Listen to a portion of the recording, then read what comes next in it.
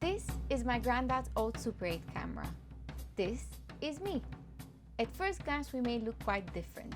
I'm 25, the camera is over 50, I like to talk a lot. Unlike me, the camera favors silence. I like colors, wearing colors and patterns. Unlike me, the camera prefers black leather jackets and sleek metal zippers. I have two green-grayish eyes. The camera has one deep black eye. I have a prominent, proud Balkan nose. The camera has a subtle, tiny button nose. But though we may look different, we also share some similarities. We're both sturdy, we both like to make films and capture things in motion. Most importantly, my granddad loved us both. He loved to see the world through the lens, as well as through my eyes. Which is why I think we, the camera and I, should get to know each other. When he was young, my granddad was the go-to person with a camera. Likewise, growing up, so was I. Just like him, I've always loved to capture both pictures and film, and this is something we always bonded over. Back at the time when not everyone had a camera, my granddad went above and beyond for his fascination with photography and film. He would spend any money he had on equipment and any free time he had on making the rest himself. Developing film in his self-made darkroom, mixing the chemicals at his at-home lab, of course being a chemist by trade, helping him in that process. My granddad gave me his Super 8 camera many years ago now when I first showed an interest in analog, which made him very happy, and I've carried it with me everywhere I've moved since. Yet, I had still never used it. I guess I was waiting for some sort of right moment or looking for something special to capture, or honestly I was just overwhelmed by not knowing how to use the camera and where to start. So I thought over the course of this summer I would finally figure it out and ultimately take the camera along to a road trip in Greece to put what I've learned to the test. The process was no walk in the park. Firstly, to get to know the camera, I began by researching the exact model, only to find out it wasn't a standard Super 8 camera as I had first assumed, neither was it a double 8mm, it actually turned out to be an even more niche format called Double Super 8. Without getting into too much technical detail, let me briefly explain. Instead of being 8mm wide, Double Super 8 film is actually 16mm wide. The camera first shoots on one half of the roll, you then need to manually take out and flip the film and shoot on the second half of the roll. If that sounds confusing to you, well, it also sounded confusing to me. I started watching YouTube videos of people showing how to do it, and it seemed like you had to be really precise to not damage what you've already shot. Having learned this in theory, I was too nervous to give it a try myself at home because film is too expensive and I didn't just want to fiddle with it. I really felt like I wanted to actually speak to someone in person who knows how to do it and can show me. I tried asking friends if they might know anyone. I even reached out to a few film labs to try and scope out a lead, but with no success. Until I had a bit of an epiphany. I realized that the owner of one of the YouTube channels who had uploaded a few videos about my exact camera, who seemed very knowledgeable about it, had a British accent. So I thought, I live in London, maybe so do they, who knows, it's worth a try. I wrote up a cold email suggesting that I would love to meet up with them to talk about the camera, and I sent it across. Charlie responded within a day that he would be very happy to meet and tell me everything he knows, but that he lives in Bristol. That same weekend, Justin and I were off to Bristol. Charlie and I met up at a cafe with our two matching cameras, and we spent a good chunk of time going through every little bit of them. He was incredibly kind and patient, he answered all my questions, told me everything he knew, he even brought some test film to practice flipping with. It genuinely felt like a lesson I should have gotten at film school. I was so grateful to meet someone like Charlie, essentially a stranger, who was happy to spare time to chat about our shared interests. I left a lot more excited and confident, but really concentrating on trying to keep all the information in my brain, realizing that it's really not all that simple. Back in London, I finally ordered my film rolls while I continued practicing loading and flipping the film with the test film that I got from Charlie and rewatching all the YouTube tutorials I could possibly find. The rolls arrived, I packed them up, and away we flew.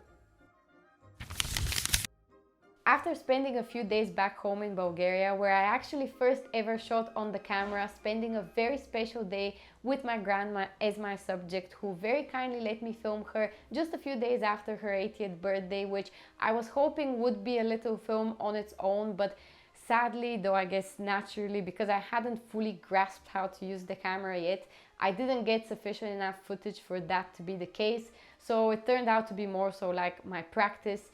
It was time for us to head to Greece on a road trip where I had multiple days and multiple chances to try and get some shots and hope that something would come out of all of this. Back in London, I posted the film to be developed and I patiently waited. I was so scared when I got the scans, especially because the preview images of the video files were all completely blank, making it seem like I hadn't managed to film a thing. So I was so nervous to play them. I invited Justin to join me for the first viewing, and I will say the first viewing was quite shocking. Oh my god, what the fuck?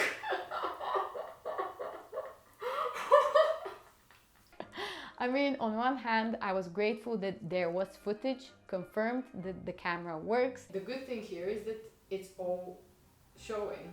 There's still some hope in there. The footage was not bad at all, it was mostly in focus, etc. Is it good? I thought it wasn't bad. That was good.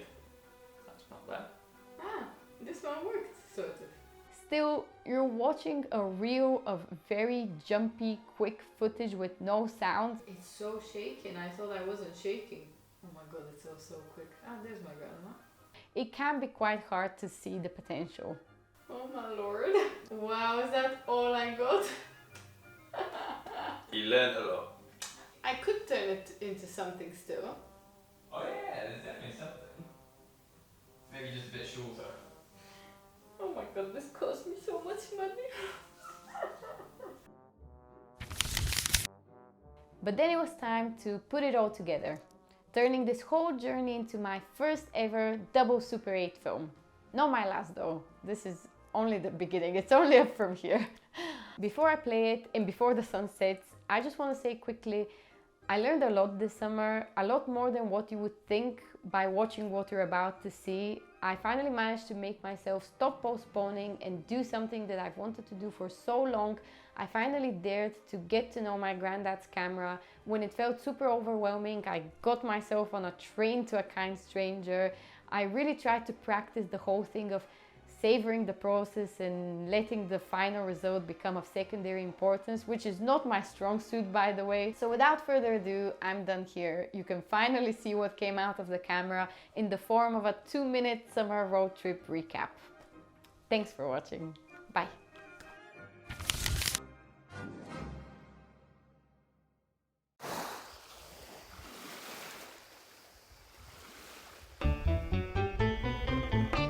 Nel mio cuore c'è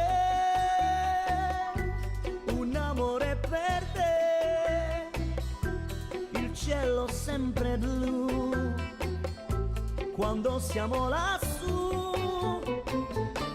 un giorno tu verrai, l'amore come mai, nel vento ti dirò, amore mio.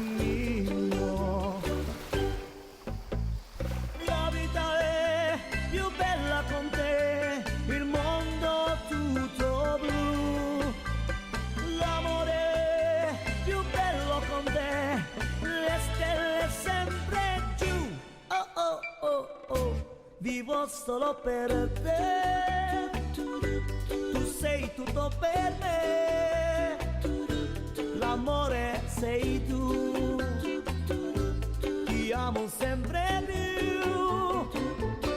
Il tuo bel sorriso, sul dolce del tuo viso, sempre sognandote, tutte le notte.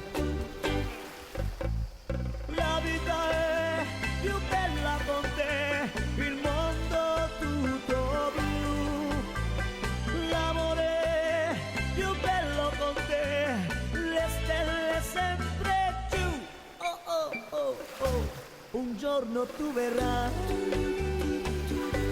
l'amore come mai, nel vento ti dirò, amore mio.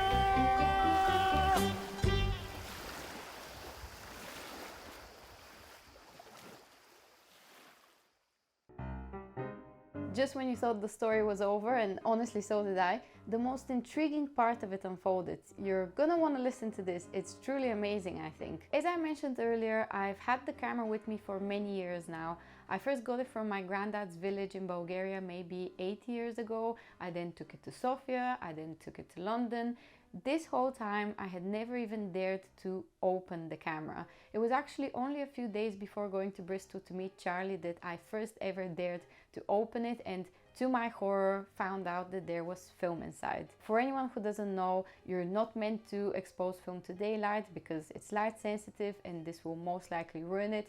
Of course, as soon as I saw that there was film, I shut the camera close instantly. So when I met Charlie in Bristol, I asked him if he thinks there's still a chance that there might be something on the road that could still come out. And of course he said there's always a chance, and he kindly took out the film for me. Now imagine this, he had his darkroom changing bag with him, which again, for anyone who doesn't know, is this big black bag that doesn't let any light in. It only comes with 2 holes for you to slide your hands through. It's used so that you can handle film in darkness, even if you're not in a dark room. So Charlie, bless him, had his hands in the bag in the middle of this cafe. He took out the film for me. I didn't even have a proper light sealed film canister to put the film in because I came completely unprepared.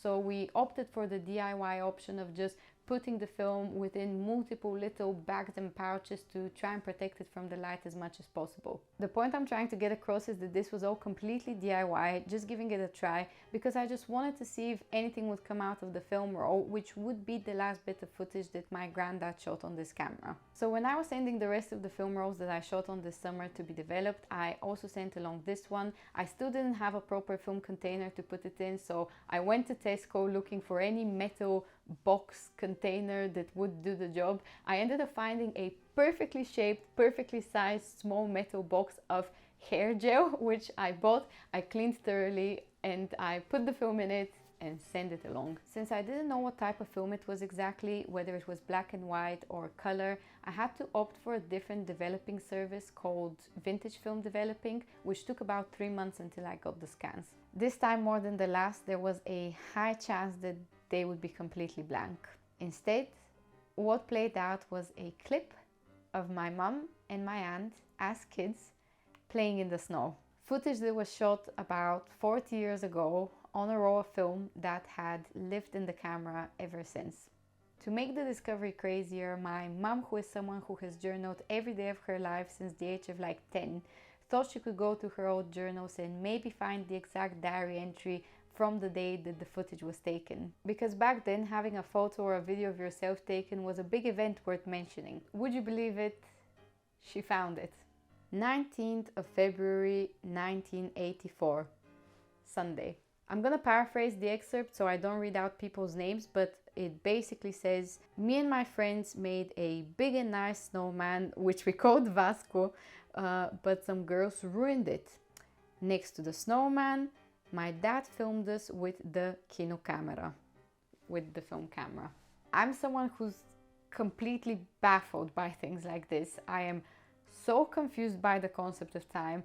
I'm completely amazed by the idea that my mom at like 12, 13 wrote this, not knowing me, not knowing about me, not knowing I would exist. I would 41 years later take this film to Bristol to meet Charlie. Like, I'm just so amazed by the physical memory of this roll of film. Of course, the footage isn't very clear, but remember, it literally came out against all odds.